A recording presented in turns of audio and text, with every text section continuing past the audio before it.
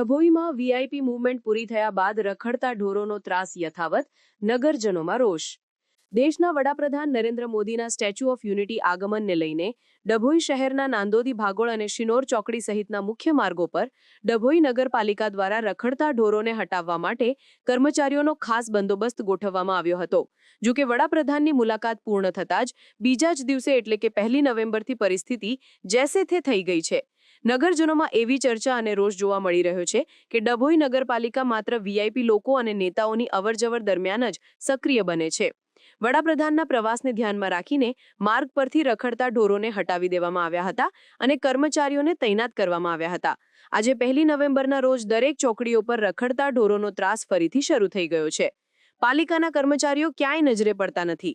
સ્થાનિક લોકોનો આક્ષેપ છે કે જો વીઆઈપી અને નેતાઓ માટે તાત્કાલિક ધોરણે કર્મચારીઓ મૂકીને ગાયોને હટાવી શકાતી હોય તો શું સામાન્ય પ્રજાની સુખાકારી માટે પાલિકાને કોઈ પડી નથી? આ બેવડા માપદંડના કારણે ડભોઈ નગરપાલિકાની કામગીરી પર સવાલો ઉઠી રહ્યા છે. ડભોઈ એસઓયુ માર્ગ એક મહત્વનો રાજ્ય ધોરીમાર્ગ છે. આ માર્ગ પર રખડતા ઢોરોને કારણે સ્ટેચ્યુ ઓફ યુનિટી જતા પ્રવાસીઓ અને સ્થાનિક લોકોને અકસ્માતનો ભોગ બનવું પડે છે. રખડતા ઢોરોના કારણે ગંભીર અકસ્માતો થયાના અને લોકોએ જીવ ગુમાવ્યાના કિસ્સા પણ અગાઉ નોંધાઈ ચૂક્યા છે. નગરપાલિકા દ્વારા જો આ સમસ્યાનો કાયમી અને નક્કર ઉકેલ લાવવામાં ન આવે તો પ્રજાનો આક્રોશ વધુ ઉગ્ર બની શકે છે.